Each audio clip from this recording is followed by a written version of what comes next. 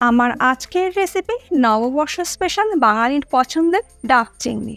নমস্কার বন্ধুরা, রোমার হেসেলে সবাইকে স্বাগত। আশা করছি সকলে ভালো আছেন, সুস্থ আছেন। আমি দুরকম পদ্ধতিতে দেখাবো, গ্যাস ওভেনে এবং মাইক্রো ওভেনে। মাইক্রো ওভেনে করতে সময় লাগবে মাত্র 10 মিনিট। খুবই সহজ ও সুস্বাদু একটি রেসিপি। পুরো ভিডিওটি দেখার পর রেসিপিটা কেমন লাগলো অবশ্যই জানাবেন। ভালো লাগলে সকলের সঙ্গে একটু শেয়ারও করে নেবেন। ডাব চিংড়ি বানানোর জন্য নিয়েছি 500 গ্রাম চিংড়ি। আমি মিডিয়াম সাইজের চিংড়ি নিয়েছি। চিংড়িগুলোকে ভালো করে ধুয়ে পরিষ্কার করে নিয়েছি। চিংড়ির পিঠের দিকে যে কালো সুতো মতন অংশটা থাকে, যেটা নোংরা, সেটাকে কিন্তু ফেলে পরিষ্কার করে নিতে হবে। ভালো করে ধুয়ে পরিষ্কার করে নেবার পর এর মধ্যে দিয়ে দিচ্ছি 1/2 টিস্পুন নুন আর 1/4 টিস্পুন হলুদ গুঁড়ো।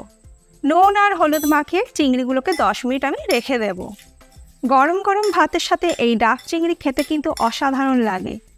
আর বানাতে কিন্তু খুব বেশি সময় লাগে না, খুব কম সময়ের মধ্যে কিন্তু তৈরি হয়ে যায় দারুণ সুস্বাদু এই ডাব চিংড়ি। ডাব চিংড়ি বানাতে ডাব তো লাগবেই। আমি 2 রকম ডাব নিয়েছি। এটা সম্পূর্ণ কচি ডাব, এর মধ্যে কোনো শাঁস নেই। ডাবটাকে আমি ছাড়িয়ে নিচ্ছি। ডাবের মুখের কাছটা ছাড়িয়ে নেবার পর একটা ছুরির সাহায্যে আস্তে আস্তে ঘুরিয়ে ঘুরিয়ে ছাড়িয়ে নেব। ডাবটা আমার ছাড়িয়ে নেওয়া হয়ে গেছে। এবার এই ডাবের জলটা আমি একটা বাটির মধ্যে ঢেলে রেখে দিচ্ছি। তারপরে ডাবের এই মুখটাকে ছুরি দিয়ে চেঁচে নিয়ে ডাবের মুখটাকে একটু বড় করে নেব। দেখুন, আমি ডাবের মুখটাকে বড় করে নিয়েছি যাতে চিংড়িগুলো খুব সহজেই ভরে নেওয়া যায়। আমি আরও একটা ডাব নিয়েছি, এটা শাঁসওয়ালা ডাব। এবার এটাকেও আমি ছাড়িয়ে নেব। তবে আপনারা চাইলে ডাবওয়ালার থেকেও কিন্তু ছাড়িয়ে নিয়ে আসতে পারেন। এই ডাবটার মধ্যে একটু পাতলা শাঁস আছে, খুব বেশি পুরু শাঁসওয়ালা ডাব কিন্তু নেবেন না। শাঁসটাকে আমি চামচের সাহায্যে বের করে নিচ্ছি। অর্ধেকটা পরিমাণে শাঁস আমি বের করে নিচ্ছি আর বাকি অর্ধেকটা ডাবের শাঁস আমি ডাবের মধ্যেই রেখে দিচ্ছি। মশলাটা তৈরি করার জন্য একটা মিক্সিং জার আমি নিয়ে নিলাম। তার মধ্যে দিয়ে দিচ্ছি 1 টেবিল স্পুন কালো সর্ষে, 3 টেবিল স্পুন পোস্ত, নুন দিয়ে দিলাম স্বাদ মতন। আগে সর্ষে আর পোস্তটাকে বেটে নেব। আগে জল ছাড়া বেটে নিলে বাটাটা খুব মসৃণ হয়। দেখুন, আগে এটার আমি শুকনো গুঁড়ো করে নিয়েছি। আর নুন দিয়ে সর্ষে বাটলে সর্ষে কিন্তু তেতো হবে না। আর দিয়ে দিচ্ছি 4টে কাঁচা লঙ্কা, তবে ঝালটা অবশ্যই নিজেদের স্বাদ অনুযায়ী ব্যবহার করবেন। যে ডাবের শাঁসটা বের করে নিয়েছি সেটাও দিয়ে দিচ্ছি। এখানে আমি 2 টেবিল স্পুন ডাবের শাঁস বের করেছিলাম, সমস্তটাই দিয়ে দিলাম। আর দিচ্ছি 6 টেবিল স্পুন ডাবের জল। আলাদা করে আর অন্য জল দিচ্ছি না। ডাবের জল দিয়ে আমি সর্ষে আর পোস্তটাকে বেটে নেব। এবার এটার একটা আমি মিহি পেস্ট তৈরি করে নেব। মশলাটা আমার বেটে নেওয়া হয়ে গেছে। মশলাটা কিন্তু আমি একদম মিহি করে বেটে নিয়েছি। একটা ফ্রাই প্যানের মধ্যে দিয়ে দিচ্ছি 2 টেবিল স্পুন সর্ষের তেল। তেল ভালো মতন গরম হয়ে গেলে নুন হলুদ মাখিয়ে রাখা চিংড়ি তেলের মধ্যে দিয়ে হালকা করে ভেজে নেব। চিংড়ি কিন্তু অনেকক্ষণ ধরে ভাজলে চিংড়ি শক্ত হয়ে যাবে। সমস্ত চিংড়িগুলো কিন্তু আমি একবারে দিয়ে ভাজছি না, আমি দুবারে কিন্তু ভেজে নেব। প্রথম ব্যাচের চিংড়িগুলো আমার ভেজে নেওয়া হয়ে গেছে, তুলে নিয়ে রেখে দিচ্ছি আলাদা একটা পাত্রের মধ্যে। সেম একই প্রসেসে একইভাবে বাকি চিংড়িগুলো আমি ভেজে নেব। আমি চিংড়ি হালকা করে ভেজে নিয়ে করছি। আপনারা চাইলে চিংড়ি না ভেজেও করতে পারেন, সেটাও খেতে খুবই ভালো হয়। এবার এই হালকা করে ভেজে নেওয়া চিংড়ির মধ্যে দিয়ে দিচ্ছি বেটে নেওয়া মশলাটা। এরপরে এর মধ্যে দিয়ে দিচ্ছি 1/4 টিস্পুন হলুদ গুঁড়ো, কাশ্মীরি লাল লঙ্কা গুঁড়ো দিয়ে দিলাম 1/4 টিস্পুন। নারকেলের দুধ আমি দিয়ে দিলাম 4 টেবিল স্পুন। নারকেলের দুধ না থাকলে ফ্রেশ ক্রিমও ব্যবহার করতে পারেন, বা দুধের সরও ব্যবহার করতে পারেন, বা নর্মাল দুধও কিন্তু ব্যবহার করতে পারেন। তবে নারকেলের দুধ দিলেই বেশি ভালো হয়। একান্তই যদি না থাকে তখন ওইগুলো ব্যবহার করতে পারেন। ভালো করে মিশিয়ে নেওয়ার পর এর মধ্যে দিয়ে দিচ্ছি স্বাদ মতো নুন। নুনটা কিন্তু আমরা আগেও ব্যবহার করেছিলাম, তাই বুঝেই নুনটা একটু ব্যবহার করতে হবে। আর দিয়ে দিচ্ছি 1 টিস্পুন চিনি। চিনিটা কিন্তু অবশ্যই নিজেদের স্বাদ মতন ব্যবহার করবেন।